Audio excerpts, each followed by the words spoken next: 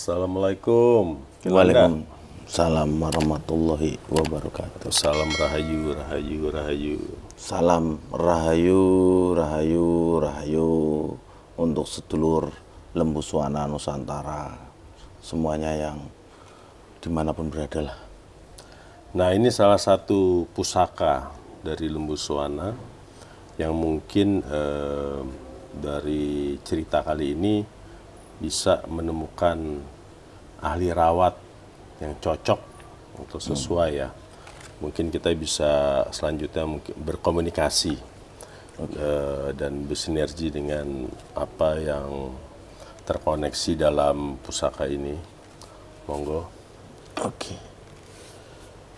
Bismillahirrahmanirrahim.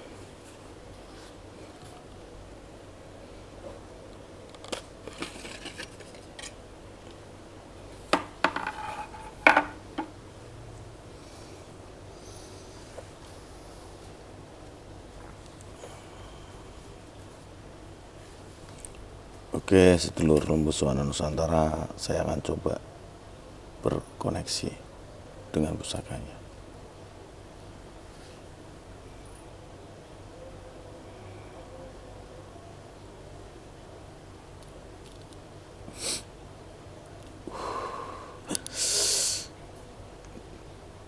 Energinya lumayan kenceng ini, lumayan agak keras lah.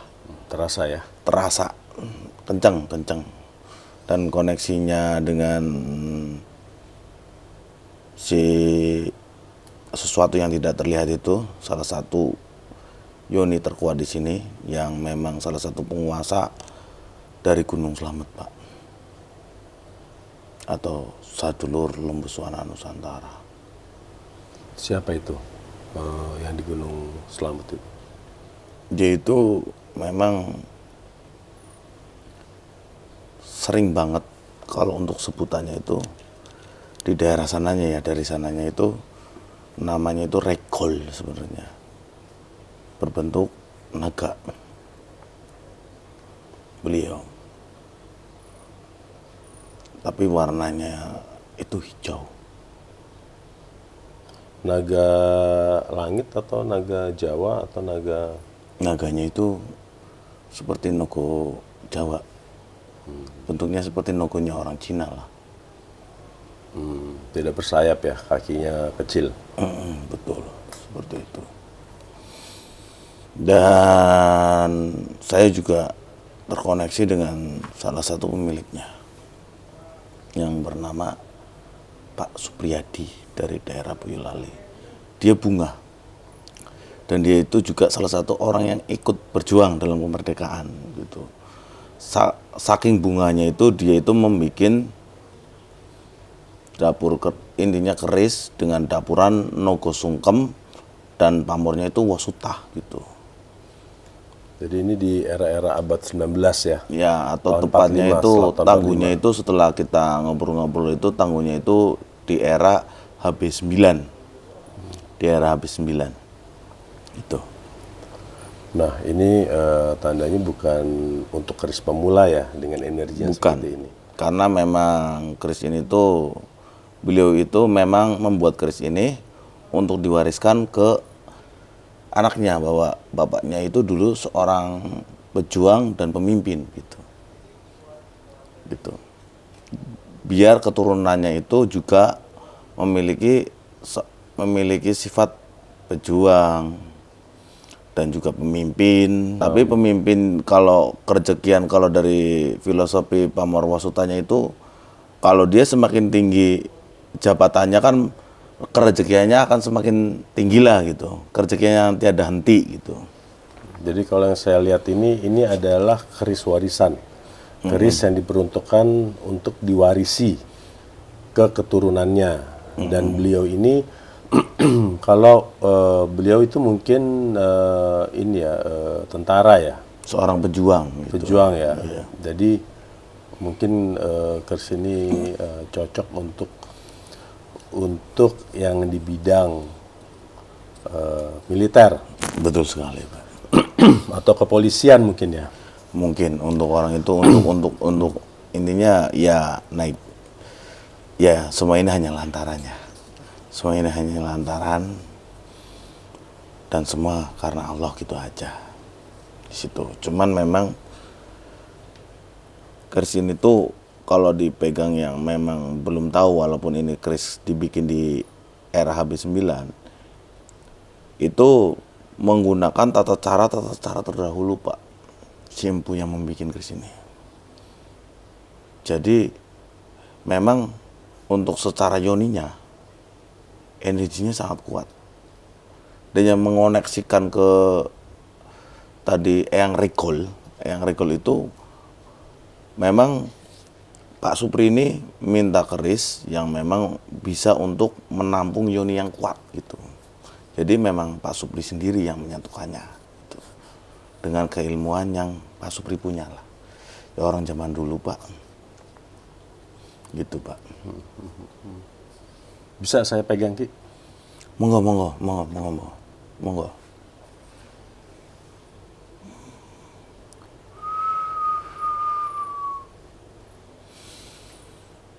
Ki, keren banget sini ya. Ini kalau saya lihat sih ya Dedernis Cendana Lamen.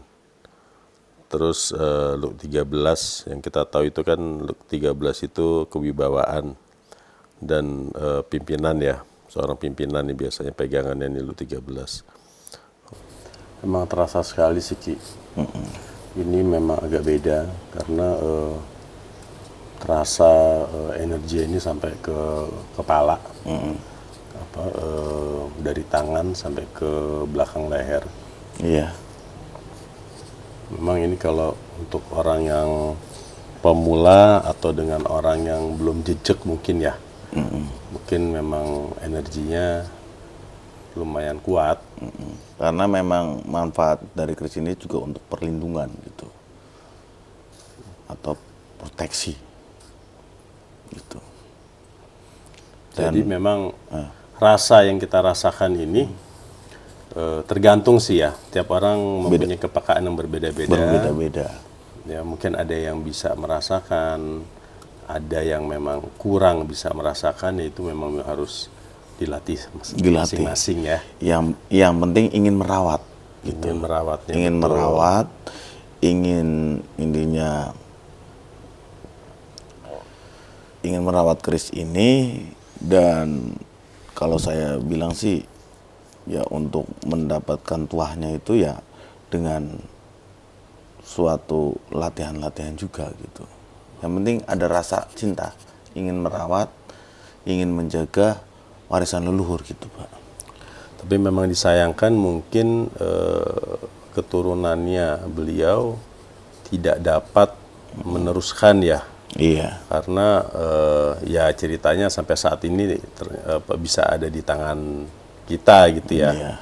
Dan alangkah sangat baiknya kalau pada nantinya pusaka ini bisa dialihrawatkan kepada seseorang yang memiliki mungkin kesamaan Iya. dengan beliau. Dengan beliau Perjuang semangatnya, kekuatannya, rosonya gitu ya.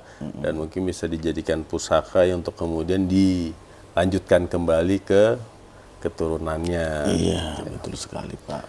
Nah, ini apalagi kira-kira tuahnya yang bisa diceritakan? Tuahnya dengan itu komunikasi? Setelah saya berkomunikasi dan melakukan dengan roso saya itu, ini tuh ada junjung derajat, Pak. Jadi seorang yang memang untuk menaikkan derajat gitu. Junjung derajat dan juga perlindungan, Pak. Di sini ada manfaat dari tuahnya.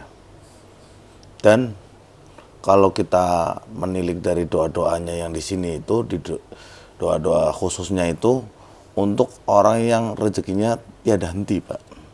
Seperti dari filosofi berasuta itu sendiri.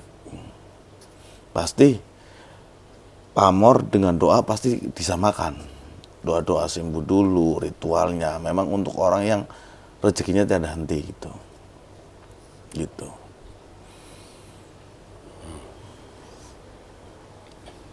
Jadi ya intinya kalau saya pribadi sih yang penting kita mau merawat, mau menjaga lama-kelamaan kalau pengalaman saya, kalau kita udah merawat, udah sering minyaki, ya kan, kita akan merasakan itu, Pak.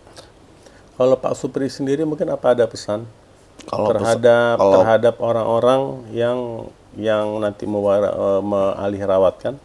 Apa Cilandak bisa berkoneksi dengan beliau? Saya minta waktu ya, Pak, sebentar. Bismillah.